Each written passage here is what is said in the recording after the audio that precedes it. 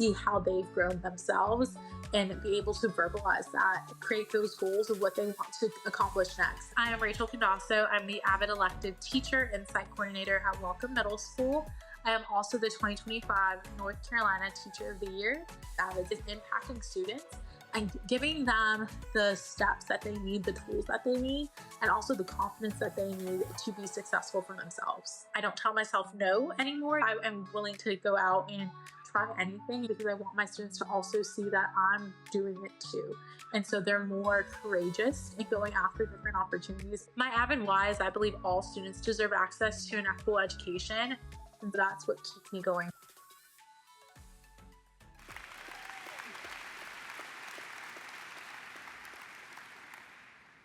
"6,000 miles.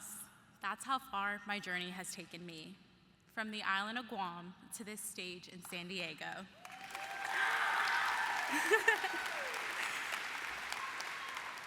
But distance isn't what defines my story.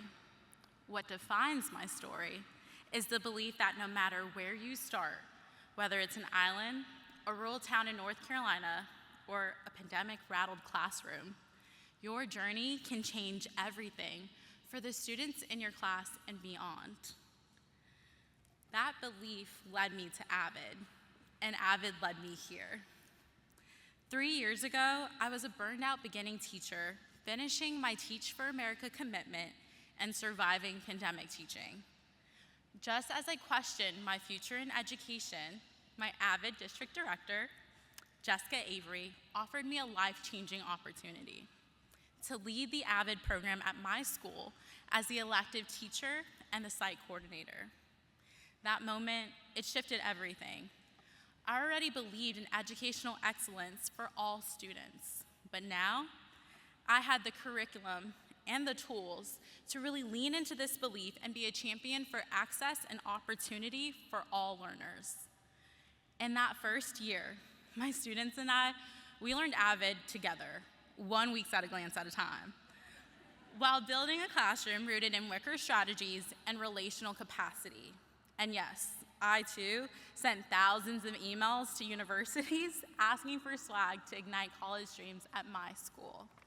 My students loved unboxing the tons of pennants that we were sent and creating a mural for our hallway. At my site, Welcome Middle School, my AVID site team and I took a program that had been stagnant for years, and we made it school-wide. Wicker is now everywhere, not just in my classroom.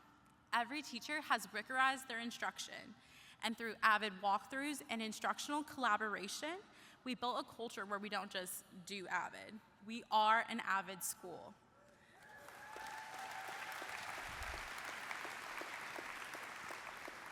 We collaborate with other schools in our district to host our annual Culture Fest to highlight our diverse community and have started programs like NJHS, Web, and Capturing Kids' Hearts to build the opportunities for our students.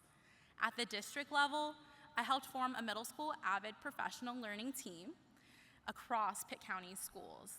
And together, we aligned programs, we shared strategies, and we led professional learning sessions from elementary AVID boot camps to whole school staff PDs, ensuring that the AVID mission stayed strong from school to school. And on the national level, I've had the honor of sharing our work and learning from others at the 2024 AVID National Conference, and as an AVID educator speaker right here with all of you. I've also had the opportunity to collaborate with thousands of educators across the country through the National AVID Facebook group, sharing resources and building community. And this year, I'm humbled to say that I am the 2025 Burroughs Welcome Fund North Carolina Teacher of the Year.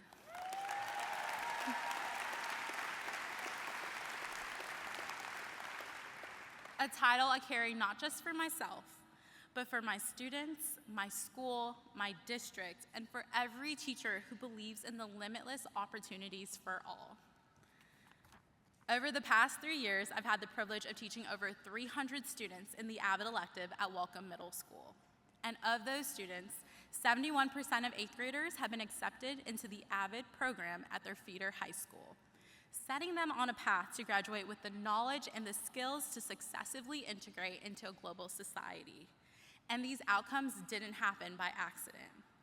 by prioritizing opportunity knowledge, making sure our students can see what is possible, and by building relational capacity, making sure they know that someone believes in them, students like Jory were able to rewrite their stories.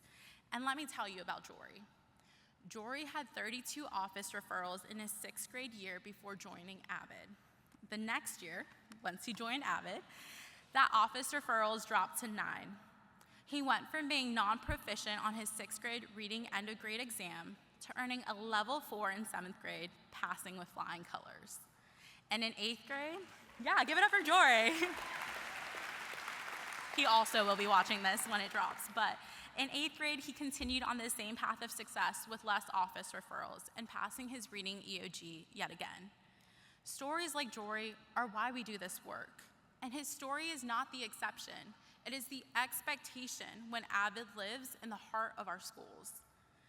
When we believe that all students, no matter their background or the label placed on them, have limitless potential, they can accomplish anything that they put their mind to. My AVID district director once said, "You do not hire an AVID teacher, you find an AVID teacher." Because AVID not only changes our students' lives, but ours too, and I'm a living proof of that. So today I leave you with this. If you're wondering whether one classroom, one site team, one teacher can change a student's life, you can, you already are, and together, as AVID educators, we always will. Thank you. Amazing, so amazing. Come on over here. I'm just gonna stand in your aura and try and, I think they call it aura framing, but I'm gonna try and take it from you. Not take it, I'm gonna absorb some of it. Perfect, there we go. I still need a little bit. You do, because you've got a big year ahead of you as State Teacher of the Year and the platform you have to advocate for all students. I think we'd like to hear one more thing from you though, and that's coming back to how did teaching AVID transform and reignite that burnout that I think a lot of us have felt before at one stage or another? Yeah, Samantha talked about it in her speech about how AVID brought her this community, and AVID did the same thing for me.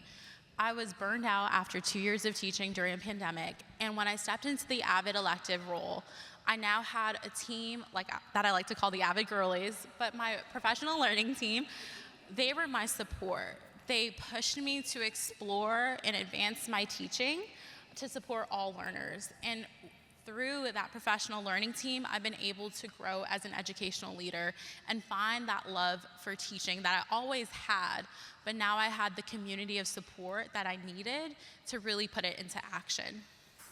Amazing. Let's hear it for you. Thank you. Stay here with me for a minute.